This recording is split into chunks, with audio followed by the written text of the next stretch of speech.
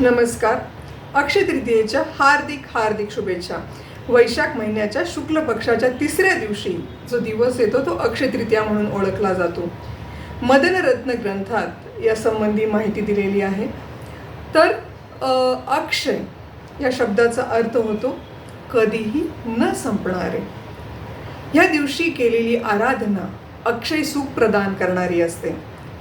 ती आयुष्यात सौभाग्य देते आणि शुभ परिणाम देते. त्यामुळे आराधनेच्या दृष्टीने या दिवसाला खूप सारं महत्त्व आहे.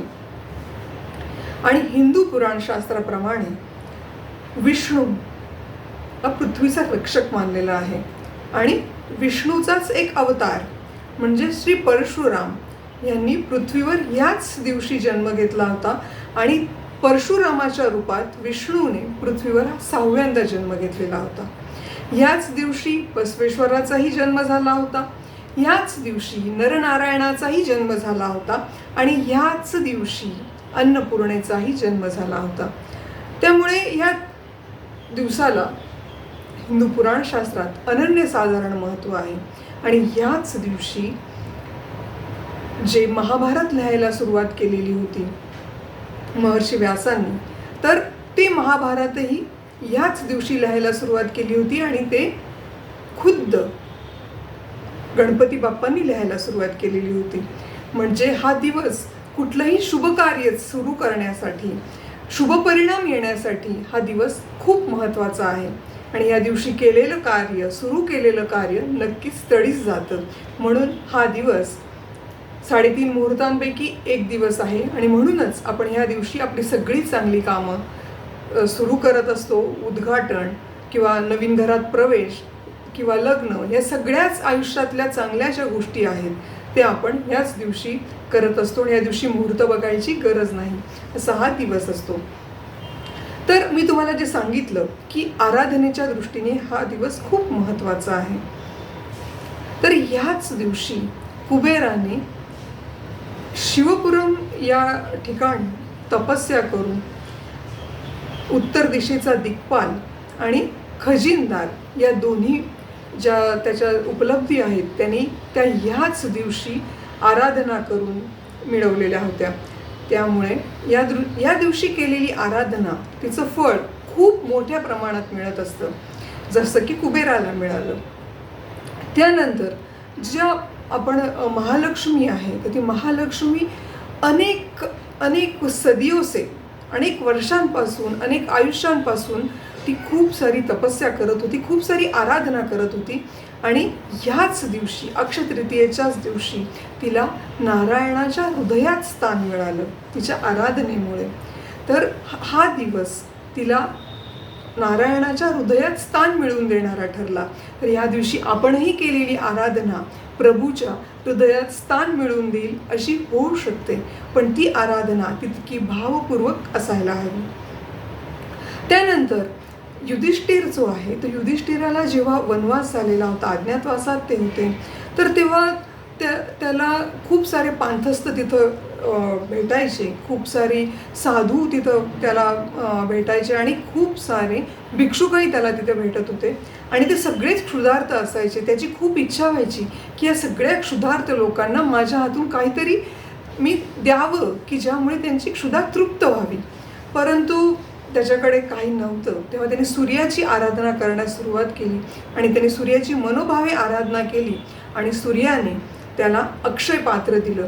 आणि ते जे सूर्याने जे अक्षय पात्र दिलं ते दिवाळी किंवा होळीच्या दिवशी नाही दिलेलं, तर ते अक्षय पात्र सूर्याने त्याला दिलं होतं अक्षय तृतीयेच्या दिवशी, ज्यातून तो त्यातील अन्न कधीही संपत नव्हतं. आणि ते अन्न देऊन तो सगळ्या पांथस्थांची, सगळ्या साधूंची, सगळ्या भिक्षुकांची क्षुधा तृप्त करत होता. आणि स्वतःचंही जे आयुष्य आहे ते त्याचं त्या अक्षयपात्रामुळे सुकर झालेलं होतं.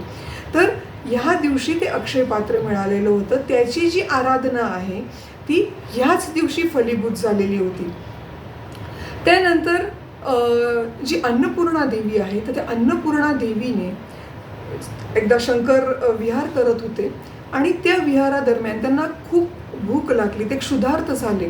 आणि त्या दिवशी अन्नपूर्णा देवीने तिच्याकडे जे अक्षय पात्र होतं त्यातून अन्न घेऊन ते शंकराची क्षुधा तिने शमवली आणि तिने त्या दिवशी तिने खूप सारे आशीर्वाद मिळवले. आणि त्या आशीर्वादायोगेच आज आपण प्रत्येक वेळी अन्न तयार करण्याच्या आधी आपण अन्नपूर्णेची पूजा करतो आणि अक्षय तृतीयेच्या दिवशीही आपण अन्नपूर्णेची पूजा करतो. ती तिच्या ह्याच चांगल्या कृत्यामुळे झालेली आहे.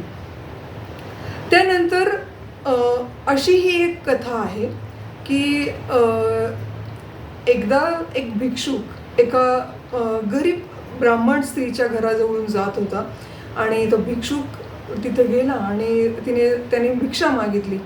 त्या ब्राह्मण स्त्रीकडे कुठलीही वस्तू नव्हती त्याच्याकडे दान देण्यासाठी, पण तिची इच्छा होती की माझ्या दरवाजात कोणीतरी आलं आहे तर मला त्याला काहीतरी द्यायचं आहे. ती घरात गेली आणि घरात तिला एक छोटासा आवळा मिळाला.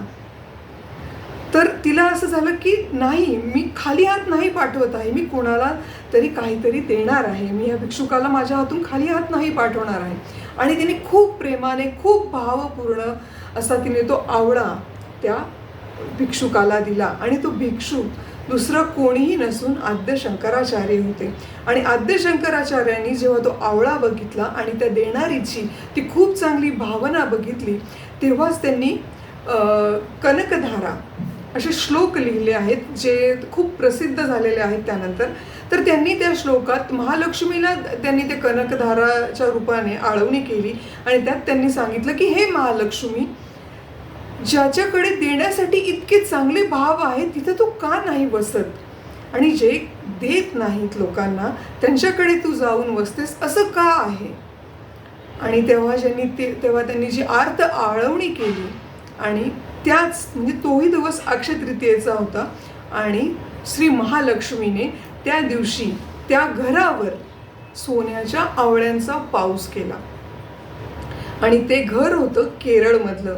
आणि आजही ते घर, केरळमधलं घर आणि त्या घरातले वंशज आहेत की जे आपण जाऊन बघू शकतो. तर ही म्हणजे सोनं, म्हणजे आज आपण अक्षय तृतीया म्हणजे फक्त सोनं ह्याच दृष्टीने आपण सोनं खरेदी या दृष्टीने बघत असतो, पण आजचा दिवस सोन्यासारखी आराधना करण्यासाठी आहे जी तुम्हाला अक्षय सुख प्रदान करत असते. आणि आजच्याच दिवशी धान्य पेरलं जातं, बियाणं पेरलं जातं की जे सोन्याच्या रूपाने आपल्याला खूप काही देईल. तर आजचा दिवस ह्यासाठी आहे की आपल्या घरातल्या संपत्तीची, घरातल्या विकत आणलेल्या नाही, घरातल्या संपत्तीची आपण पूजा करावी, आराधना करावी, विष्णूची आराधना करावी, लक्ष्मीची आराधना करावी, अन्नपूर्णेची आराधना करावी आणि त्यांना सगळ्यांना सांगावं की हे माते, मला तू खूप सारी यश दे, मी सगळ्यांना क्षुधापूर्ती करू शकेल असं माझ्याकडे बळ दे. यासाठी आपण आज आराधना करायची असते.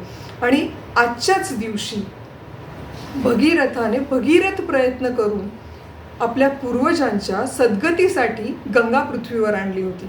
आणि आजच्याच दिवशी ती पृथ्वीवर आणल्यामुळे आणि ती सद्गतीसाठी, पूर्वजांच्या सद्गतीसाठी आणल्यामुळे आजच्या दिवशी आपण पितरांचं तर्पणही करत असतो.